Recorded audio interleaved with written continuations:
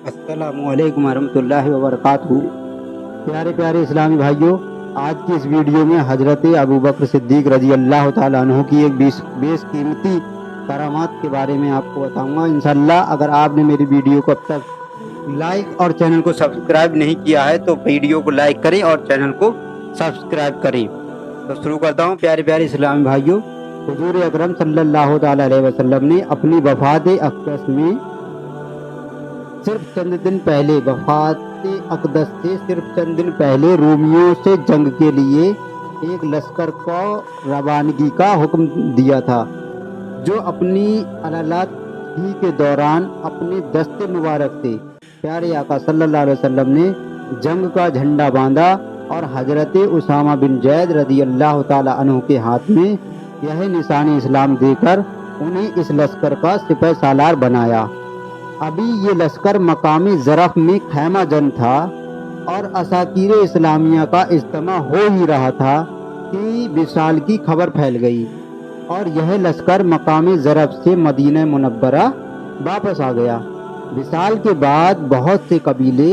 अरब मुर्तद हो गए और इस्लाम से मुनहरिफ होकर काफिर हो गए और मुस्लिमुल कज़्ज़ाब जो था उसने अपनी नबूवत का दावा कर दिया और इर्तिदाद की आग भड़का दी।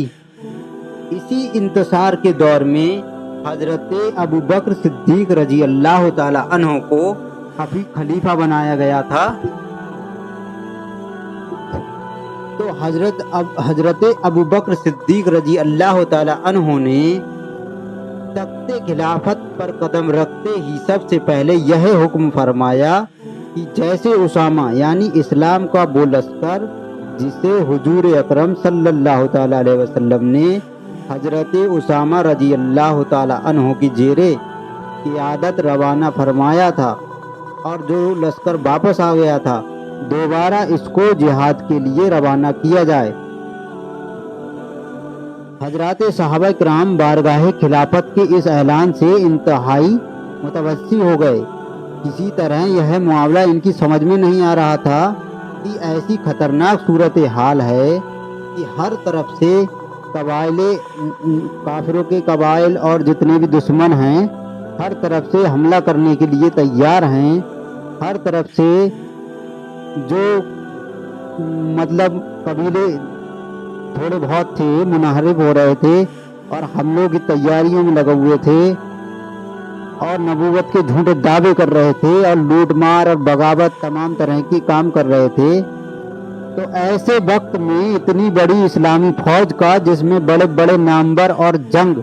आजमा साहबा इकराम रज़ी अल्लाह ताला अन्हु मौजूद हैं, मुल्क से बाहर भेज देना और मदीना मुनव्वरा को बिल्कुल असाकीर इस्लामिया से खाली छोड़कर खतरात मोल लेना किस तरह भी अक्ल सलीम के नज़दीक काबिल कबूल नहीं हो सकता था। चुनाचे साहबा इकराम रज़ी अल्लाह ताला अन्हु ने एक जमात मुंतखब की जिसमें हजरत उमर फारूक आजम रज़ी अल्लाह ताला अन्हु भी थे। वो बारगाह खिलाफत में हाजिर हुए और अर्ज की, ऐ जानिसीन पैगंबर, ऐ अमीरुल मोमिनीन,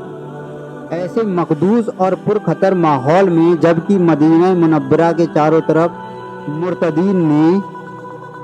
सोरस फैला रखी है, यहाँ तक कि मदीना मुनव्वरा पर हमले के खतरात दरपेश हैं, आप हजरत उसामा रज़ी अल्लाह ताला अन्हु के लश्कर को रवानगी से रोक दें ताकि इस फौज की मदद से मुर्तदीन का मुकाबला किया जाए और उनको कलह कम कर दिया जाए। यह सुनकर आपने जोश गजब में तड़प कर फरमाया, यानी कि हजरत अबू बकर सिद्दीक़ रज़ी अल्लाह ताला अन्हु जो खलीफा थे, उन्होंने तड़प कर फरमाया, खुदा की कसम मुझे परंदे उचक ले जाएं, यह मुझे गवारा है, लेकिन मैं उस फौज की रवानगी को कैसे रोक दूं जिसको अपने दस्ते मुबारक से झंडा बांधकर हुजूर अकरम सल्लल्लाहु ताला अलैहि वसल्लम ने रवाना फरमाया था। यह हरगिज किसी हाल में भी میرے نزدیک قابل قبول نہیں ہو سکتا۔ میں اس لشکر کو ضرور روانہ کروں گا اور اس میں ایک دن کی بھی تاخیر برداشت نہیں کروں گا۔ چنانچہ آپ نے تمام صحابہ اکرام رضی اللہ تعالیٰ عنہ کے منع کرنے کے باوجود اس لشکر کو روانہ کر دیا۔ خدا کی شان کی جب جوش جہاد میں بھرا ہوا عساکیر اسلامیہ کا سمندر موجیں مارتا ہوا روانہ ہوا تو اطراف و جوانب کے تمام قبائل میں شوقت اسلام کا سکہ بیٹھ گیا، اور مرتد ہو جانے والے قبائل یا وہ قبیلے جو مرتد ہونے کا خیال کر رہے تھے، ارادہ رکھ رہے تھے، مسلمانوں کا یہ لشکر کا جوش خروش دیکھ کر خوف اور دہشت سے لرزہ بر اندام ہو گئے اور کہنے لگے اگر خلیفہ وقت کے پاس بہت بڑی فوج ریز روح موجود نہ ہوتی تو وہ بھلا اتنا بڑا لشکر ملک سے باہر کس طرح بھیج سکتے تھے۔ یہ دہشت ان پر طاری ہو گئی۔ اس خیال کے آتے ہی ان جنگجو قبائل نے جنہوں نے مرتد ہو کر مدینہ منورہ پر حملہ کرنے کا پلان بنایا تھا، خوف اور دہشت میں سہم کر اپنا پروگرام ختم کر دیا، بلکہ بہت سے پھر تائب ہو کر آغوش اسلام میں آ گئے اور مدینہ منورہ مرتدین کے حملوں سے محفوظ ہو گیا۔ حضرت اسامہ بن زید رضی اللہ تعالی عنہ کا لشکر مقام ابنی میں پہنچ کر رومیوں کے لشکر سے جنگ میں شامل ہو گیا، یعنی ان سے لڑنے لگا، اور وہاں بہت ہی پررنجی جنگ کے بعد لشکر اسلام فتح یاب ہو گیا، یعنی ایسی کامیابی ملی بہت ہی شاندار۔ اور حضرت اسامہ رضی اللہ تعالی عنہ بے شمار مال غنیمت لے کر 40 دن بعد فاتحانہ